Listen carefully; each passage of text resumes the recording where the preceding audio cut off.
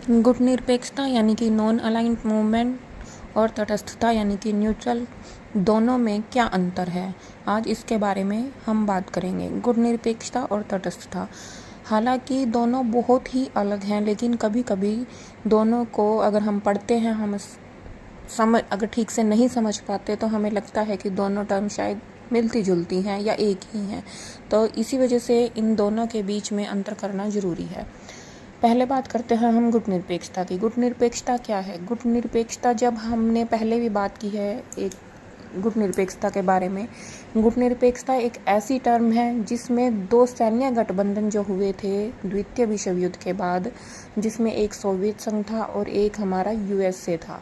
तो दोनों ही गठबंधनों से अलग रहने की जो नीति थी उसे गुटनिरपेक्षता कहा गया था। लेकिन गुटनिरपेक्षता में क्या था कि हम लोग दोनों जो सैन्य गुट हैं उनसे अलग रहते हुए अपनी विदेश नीति का निर्माण करने में पूरी तरह से स्वतंत्र हैं, और अगर हम चाहें तो दोनों ही सैन्य गठबंधनों या जो भी युद्ध में भाग ले रहे देश हैं उनके बारे में अपने सकारात्मक पॉजिटिव विचार रख सकते हैं। इसके विपरीत जो तटस्थता है, जो वो क्या कहती है, उसके अंदर जो युद्ध में भाग लेने वाले देश हैं, यानी कि जो सैन्य गठबंधन है कोई भी, उनके विरुद्ध जो तीसरे देश हैं वो किसी भी प्रकार से युद्ध में भाग नहीं लेते हैं, बल्कि वो क्या रहते हैं, तटस्थ रहते हैं।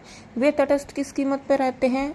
वो जो सैन्य गठबंधन है या जो युद्ध में भाग लेने वाले देश हैं उनसे ये वचन लेते हैं कि हम किसी भी प्रकार से युद्ध में भाग नहीं लेंगे अगर वो हमें इस चीज़ की सिक्योरिटी दे कि उनकी जो तटस्थता यानी कि उनके देश पर किसी भी प्रकार का कोई प्रहार नहीं किया जाएगा।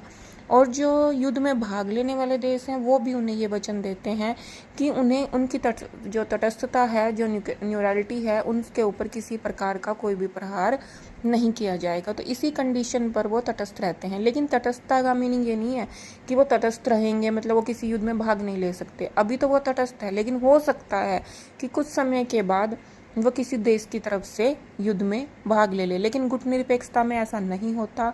गुटनिरपेक्षता में क्या है कि जो गुटनिरपेक्ष राज्य हैं, जो गुटनिरपेक्ष देश हैं, वो क्या करेंगे, वो कभी भी किसी भी देश की तरफ से युद्ध में भाग नहीं लेंगे, यानी कि वो गुटों से निरपेक्ष रहेंगे, अलग रहेंगे दोनों सैन्य गठबंधनों से।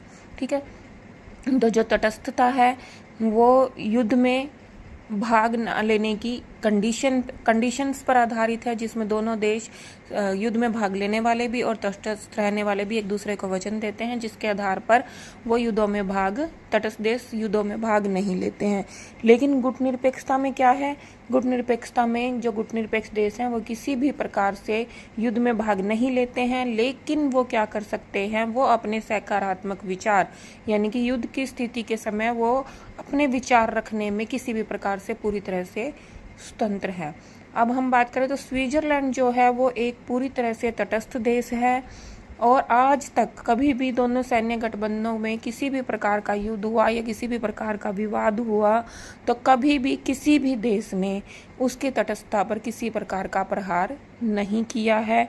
और जो भारत है वो एक गुटनिरपेक्ष देश है। तो भारत के बारे में हम जानते ही हैं कि भारत अपने विचार दोनों ही महाशक्तियों के बारे में, चाहे वो अमेरिका है या फिर वो सोवियत संघ आज के टाइम में रसिया है, उसके बारे में अपने विचार समय समय पर रखता रहता है। ठीक है। तो ये हम गुटनिरपेक्षता और तटस्थता के बारे में अंतर है।